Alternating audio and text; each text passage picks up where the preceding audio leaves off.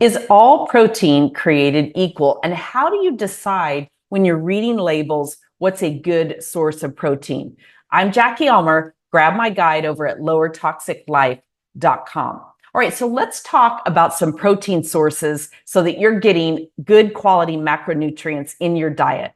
One of the reasons it's important to understand some good tools for deciding if the protein is good for you is that you want to make sure that things are balancing out so that if your weight loss goals stall or something like that, you can quickly determine why. Because very often, if you're not losing weight, the reality of it is you have to explore your calorie intake versus the macronutrients. So proteins and healthy fats and what I call slow carbs. You want to make sure that you develop a little bit of a calorie deficit and that you're getting good quality protein and other macronutrients in order to sustain the weight loss that you're looking for. So we're going to look at peanut butter, cottage cheese, protein powders, and protein bars.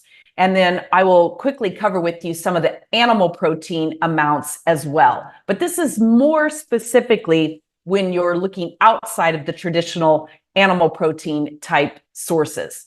So a good rule of thumb for protein that's not from meat is to look at the protein amount on the label. I'm going to put my cheater glasses on here. Look at the protein amount on the label. So for instance, we have Sprouts organic, creamy, unsalted, unsweetened peanut butter. It is USDA or organic. And if you look at this, the protein amount in this particular brand comes in at 8 grams.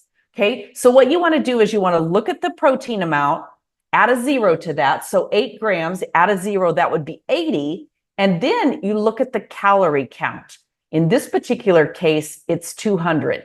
A good rule of thumb is to make sure that the protein matches or actually exceeds calories. That's an important part of it. So in this particular one, you've got 80 calories you've got 8 grams of protein, right? Or 80 for 200 calories. So you've got a definite calorie overload. So while this might be great for a snack and some of the healthy fats, this is not going to be the best protein source overall to rely on for getting the protein that you need.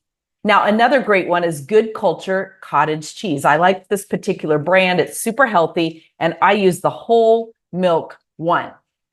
This Good Culture cottage cheese comes in at 110 calories and 14 grams of protein. When you add a 0 to that protein, you can see where this is a good quality amount or comparison of protein, because you're getting 140 for your protein for only 110 calories. So again, remember, you want the protein amount to meet or exceed the amount of calories.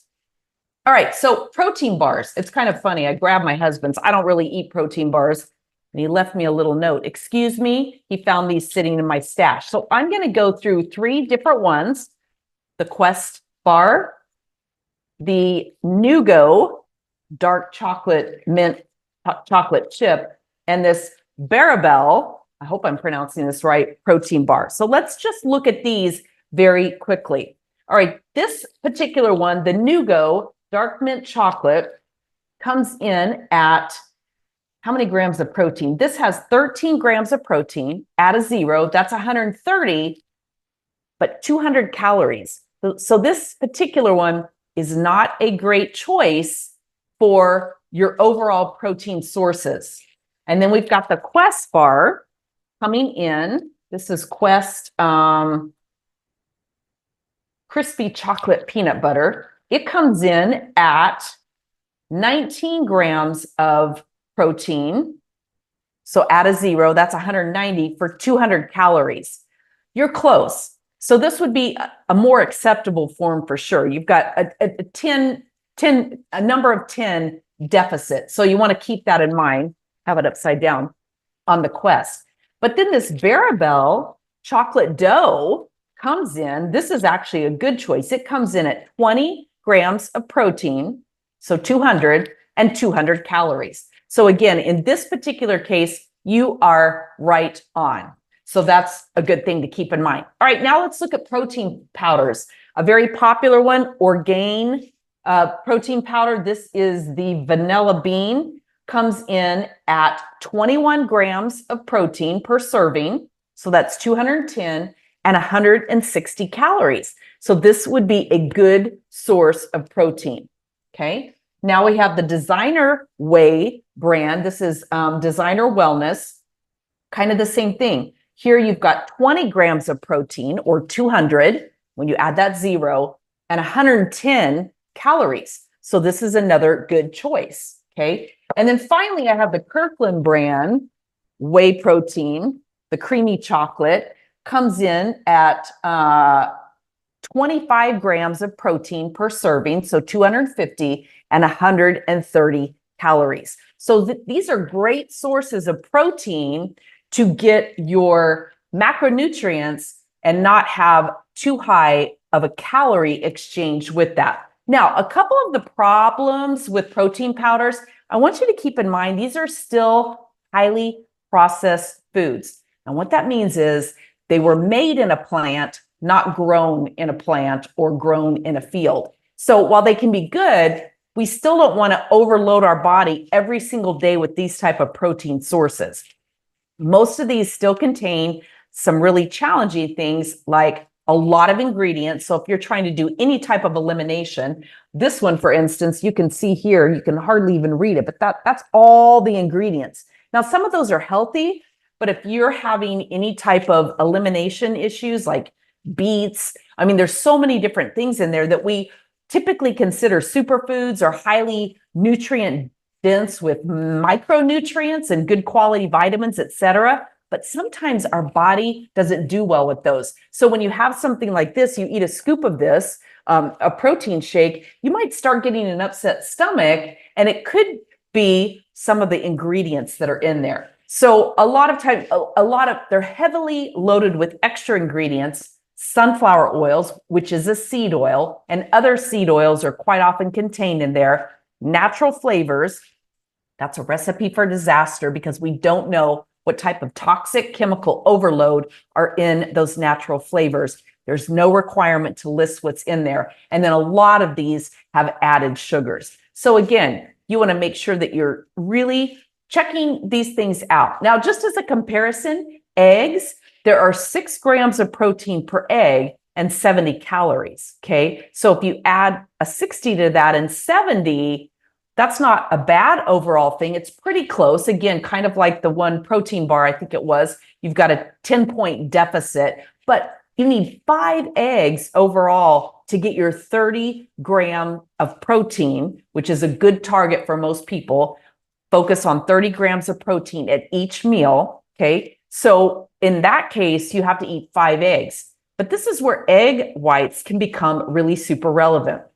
160 calories in egg whites, but the bulk of your protein is going to be in the egg whites themselves. So you may want to do something like 1 regular egg with the yolk and everything, because there's good quality nutrients in that, to 2 egg whites. And then lean meats like white versus dark chicken, those often have a higher protein count versus calories. Now, if you're not counting calories and you're not focused on weight loss, this isn't such a big deal. But as I said, eggs have 6 grams of protein each. Bison, 4 ounces, which is probably around about a third of a cup, 25 grams right there with a third of a cup roughly of bison.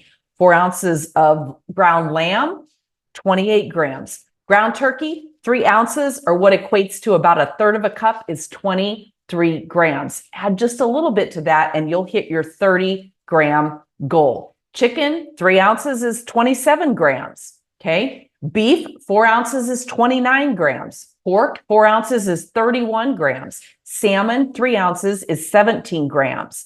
And a third of a pound of salmon is 29.7 grams.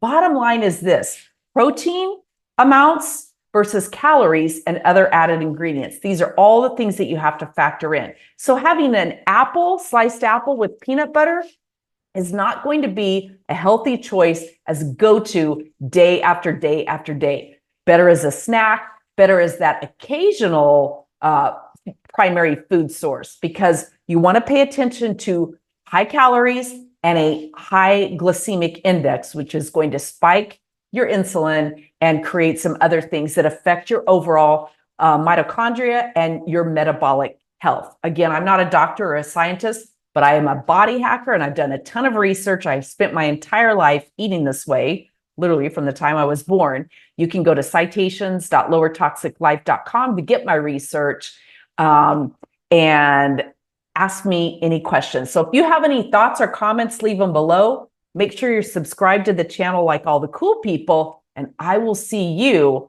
on this next video.